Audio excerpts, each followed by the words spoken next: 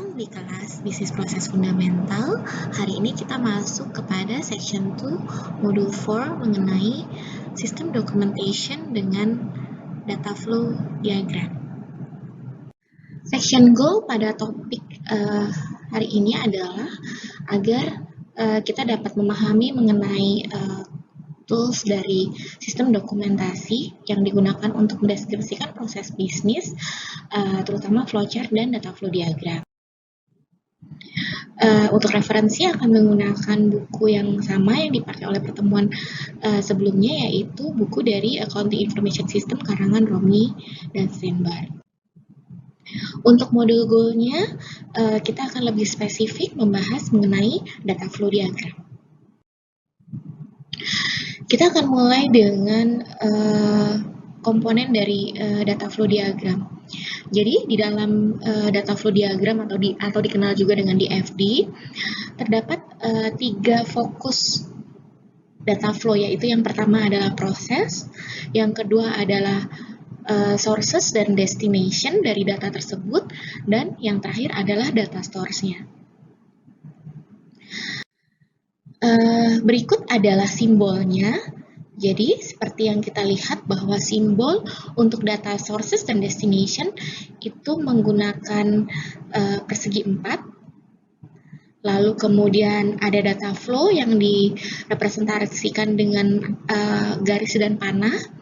Lalu kemudian ada transformation process yang disimbolkan dengan bentuk lingkaran. Lalu ada data stores, ini berupa 2 garis. Dan kemudian ada internal control. Untuk internal control ini sebetulnya sifatnya optional. Jadi 4 simbol ini yang perlu diperhatikan. Untuk simbol data sources dan destination ini adalah berupa people maupun organisasi yang mengirimkan data maupun yang menerima data. Ini bisa juga difokuskan pada external entity.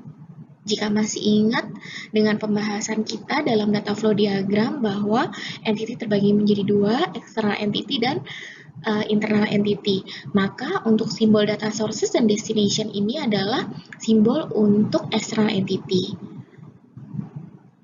Kemudian ada data flow di sini. Data flow ini adalah flow dari data yang menuju ke proses maupun keluar dari proses.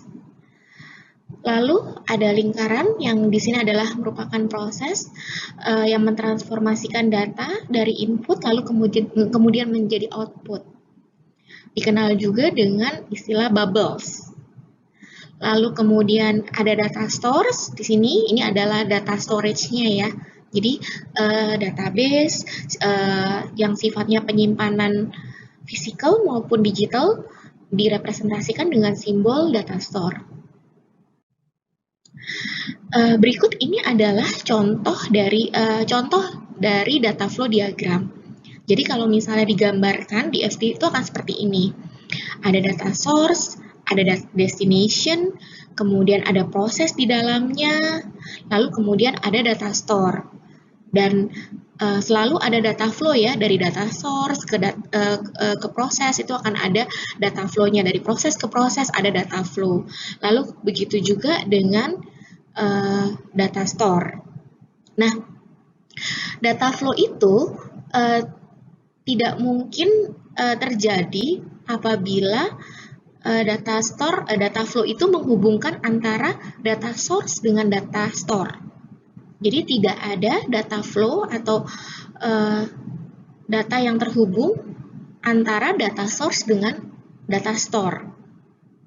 Semuanya harus melewati proses, hanya proses yang terhubung dengan data store.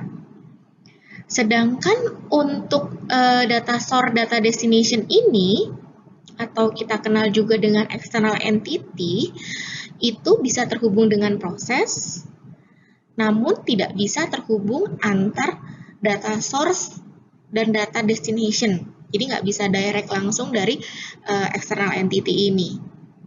Harus melalui proses. Nah, ini adalah contoh dari data flow diagram yang sudah diberikan label. Di sini kita lihat bahwa external entity-nya di sini ada customer sebagai data source, lalu ada credit manager sebagai destination-nya, dan juga ada bank. Kemudian prosesnya ada dua, proses payment dan update receivable. Dari sini kita bisa lihat bahwa di DFD ini adalah DFD dari proses revenue, proses penerimaan pembayaran. Nah, dalam pembuatan proses yang ada di dua bubbles ini, jangan lupa untuk diberikan penomoran. Nah, penomoran itu untuk mengetahui proses mana yang terlebih dahulu dilakukan. Jadi untuk proses yang pertama diberi nomor 1.0, proses payment. Lalu kemudian proses yang berikutnya 2.0, update receivables. Nah, begitu juga jika ada proses yang selanjutnya.